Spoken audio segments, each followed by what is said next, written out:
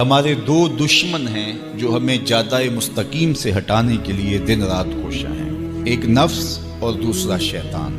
نفس اور شیطان دونوں دشمن ہمیں راہ حق سے ہٹانے کے لیے دن رات جد و جہد میں ہیں اور ہمارے خلاف مساعی جد و جہد اور محنت کر رہے ہیں۔ ان میں جو نفس ہے وہ بڑا دشمن ہے یا شیطان بڑا دشمن ہے؟ عمومی طور پہ تو یہ کہا جاتا ہے کہ شیطان نے ہمیں ورغلا دیا، لیکن شیطان جب خود ورغلایا گیا، شیطان جب شیطان بنا تو اس وقت کوئی دوسرا شیطان تو نہیں تھا جس نے شیطان کو ورغلایا، وہ نفس تھا جو شیطان کو بھی شیطان بنا۔ نفس نے اندر سے سر اٹھا کے کہا تھا نا، انا خیر منہ، میں بہتر ہوں، اور باقاعدہ دلیل کھڑی کر لی اس کے نفس نے، خلقتنی من نار وخلقتہ من طین، مجھے تو نے آگ سے پیدا کیا ہے، اسے تو نے مٹی سے پیدا کیا۔ مٹی افضل نہیں ہوتی، مفضول ہوتی ہے، اور آگ اٹھتی ہے اوپر کو جاتی ہے، یہ افضل ہے، لہٰذا افضل مفضول کو سجدہ کیسے کرے؟ میں سجدہ نہیں کروں گا۔ باقاعدہ اس کے نفس نے ایک دلیل تراشی۔ اللہ اگر چاہتا اس کی دلیل کے بخی اور دھیڑ کے رکھ دیتا، لیکن اللہ تعالیٰ نے اس کی دلیل کا جواب دینے کی بجائے کہا جا میرے دربار سے نکل جا۔ اس نے کہا مالک مجھے مہلت دے دے، کہا جا قیامت تک تجھے مہلت۔ اللہ اکبر۔ تو اب شیطان کو شیطان بنانے والا نفس ہے جس نے اندر سے کھڑے ہو کے کہا انا خیر منہ، میں بہتر ہوں۔ اس میں نے شیطان کا بیڑا غرق کر، انانیت اسے کہتے ہیں، انا خیر منہ، اس سے انانیت ہے، میں بہتر ہوں۔ ایک بزرگ تھے، انہوں نے ساری زندگی اپنی زبان پہ لفظ میں نہیں آنے دیا۔ وہ فرماتے تھے یہ وہ لفظ ہے جس نے شیطان کا بیڑا غرق۔ تو وہ اس مفہوم کو ادا بھی کرنا چاہتے تو بالفاظ دیگر کر۔ کسی نے سنا کہ فلاں شخص ہے، اس کی زبان پہ کبھی میں کا لفظ نہیں آیا، تو اس نے کہا لو اس کی زبان پہ یہ لفظ کیوں نہیں آیا؟ میں جاتا ہوں اور ان کی زبان پہ یہ لفظ آئے ہی آئے۔ ہر شخص کی اپنی ترجیحات ہوتی ہے۔ ایک مہم پہ نکلا کہ ان کی زبان پہ لفظ میں لے کر آنا گیا۔ حضرت بیٹھے تھے، حضرت ایک مسئلہ پوچھتے آیا، بیٹا پوچھئے۔ کہا شیطان کو کس چیز نے برباد کیا تھا؟ حضرت اب تو بولیں گے نا کہ میں نے اس کا بیڑا غرق کیا تھا، کہوں گا جیسے بھی زبان پہ لفظ تو آ گیا۔ اور شیخ بھی بڑے سمجھدار تھے، سمجھ گئے اس کی نیت کے کھوٹ کو کہ یہ کیوں آیا ہے اور یہ مسئلہ کیوں پوچھ رہا۔ ہر مسئلہ تفہیم کے لیے نہیں پوچھا جاتا، اس کے مقاصد اور بھی ہوتے ہیں، اور اہل اللہ کو اللہ نے وہ بصیرت دی ہوتی ہے جو سائل کے انداز سے سمجھتے ہیں کہ اس کے مقاصد۔ تو کہا حضرت پوچھنے آیا ہوں کہ شیطان کو کس چیز نے برباد کیا؟ حضرت فرمانے لگے نماز کا ٹائم ہو گیا، ابھی جماعت کھڑی ہونے والی ہے، نماز کے بعد اس پہ بات کر۔ خیر نماز ہوئی، سلام پھرا تو حضرت خود فرمانے لگے کسی نے پوچھا تھا کہ شیطان کو کس چیز نے برباد کیا؟ جواب دینا چاہ رہا ہوں کس نے پوچھا تھا؟ جھٹ کھڑا ہو گیا میں نے۔ کہا بس اسی نے اس کا بیڑا غرق کر دیا۔ تو انانیت میں جو ہے یہ شیطان کو شیطان بنانے والی، نفس جس نے اندر سے سر اٹھایا اور کہا انا خیر منہ، میں بہتر ہوں، تو یہ شیطان کو شیطان بنانے والا نفس ہے۔ تو نفس شیطان سے بھی بڑا دشمن۔ اب ہمارے ساتھ دو بڑے دشمن لگے ہوئے، ایک شیطان اور دوسرا نفس، اور دونوں ہمارے باطن کو اجاڑنے کے لیے، ہمارے من کو بے چراغ کرنے کے لیے، ہمارے اندر کی روشنیاں بجھانے کے لیے دن رات کوشاں۔ ایک تنہا ناتواں اکیلی جان، دو دشمنوں کے نرغے میں، اور دونوں دشمن بڑے تگڑے اور بہت طاقتور، اور ہر وقت ہمارے اوپر حملہ آور۔ الشیطان جاسم علی قلب ابن آدم فاذا ذکر اللہ خنس واذا غفل وسوس۔ حضرت نبی رحمت صلی اللہ علیہ وآلہ وسلم نے ارشاد فرمایا شیطان اولاد آدم کے دل پہ قبضہ جماتا ہے، اور جب بندہ غافل ہوتا ہے تو یہ وسوسے ڈالتا ہے، اور جب بندہ اللہ کا ذکر کرتا ہے تو یہ بھاگ جاتا ہے۔ تو شیطان وسوسہ اندازی کرتا ہے، باطن کو اجاڑتا ہے، من کو لوٹتا ہے۔ نفس اور شیطان دو بڑے دشمن تھے جو ہمیں جادہ مستقیم سے بہکانے کے لیے دن رات کوشاں تھے۔ اب اللہ کا کرم دیکھیے، اذا دخل رمضان سلسلۃ الشیاطین، جب ماہ سیام جلوہ فراز ہوتا ہے تو شیاطین جکڑ دیے جاتے ہیں۔ جو ہی ماہ سیام شروع ہوتا ہے، چاند طلوع ہوتا ہے تو شیاطین جکڑ دیے جاتے ہیں۔ پورا مہینہ وہ آزاد نہیں رہتے، جکڑ دیے جاتے۔ سلسلۃ الشیاطین، یہ جو مسجدوں کے دروازے کھل گئے، جہاں 1.5 صف ہوتی تھی وہاں 5 صف تراویحوں میں ہیں، تو یہ شیطان کے بند جانے کی وجہ سے۔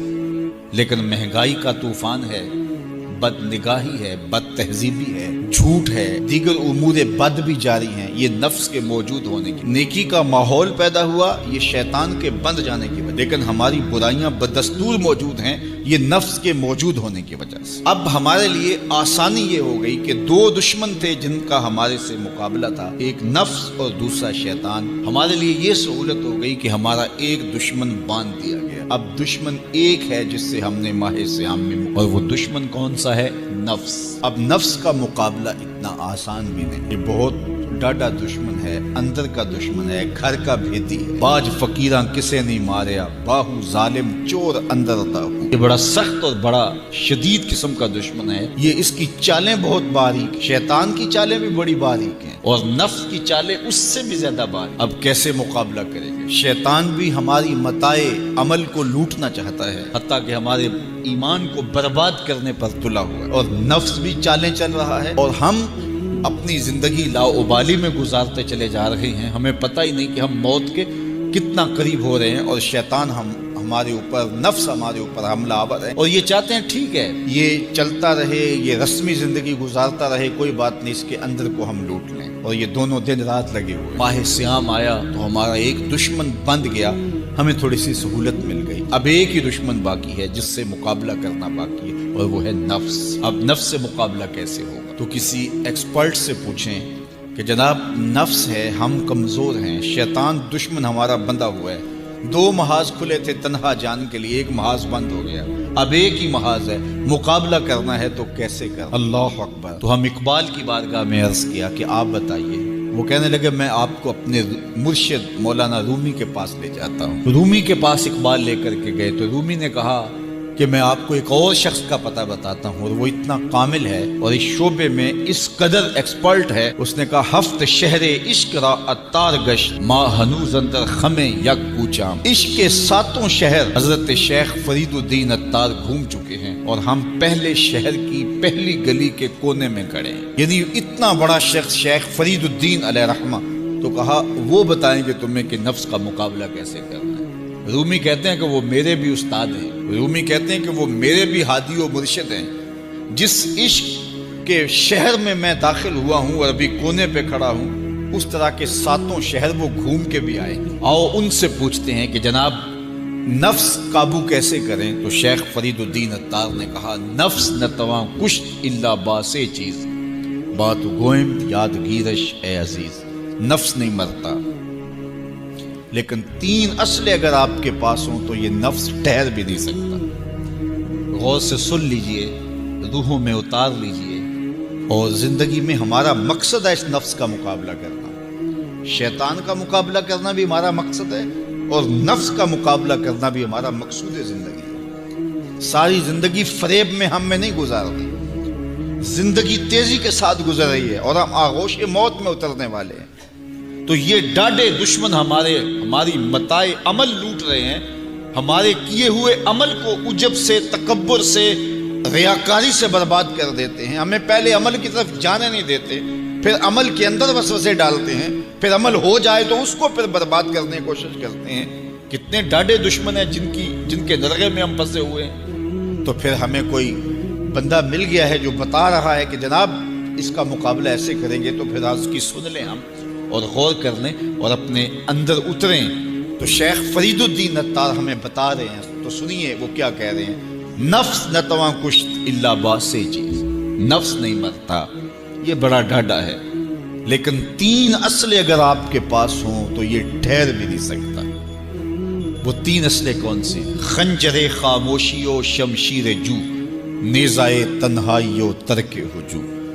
एक खामोशी का खंजर, दूसरा भूख की तलवार और तीसरा तन्हाई का नेजा। ये 3 असले तुम्हारे पास हों तो फिर नफ्स ठहर भी नहीं सकता। खामोशी के खंजर से नफ्स पे वार किया जा सकता है। मेरे और आपके आका मौला ने फरमाया मन सामेता नजा, जिसने खामोशी इख्तियार की वो नजात पा गया। हमारी जिंदगी के जितने भी बुरे आमाल हैं उनमें से सबसे ज्यादा बुरे अमाल हमारी जुबान करते हैं। हमारे हाथ भी गुनाह करते हैं, किसी पे जुल्म करें तो गुनाह करते हैं। हमारे पाँव भी गुनाह करते हैं, बुराई के अड्डे पे चल के जाते हैं। हमारी आंखें भी गुनाह करती हैं, हमारी सोचें भी गुनाह करती हैं।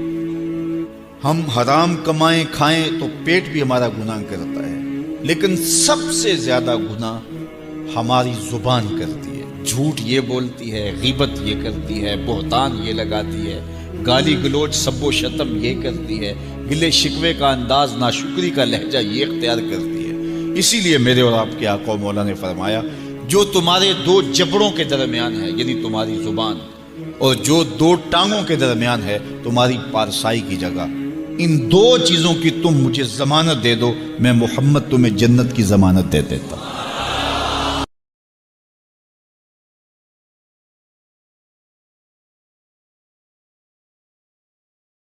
مائے نی میں کنوں آکھاں درد وچھوڑ دا حال نی،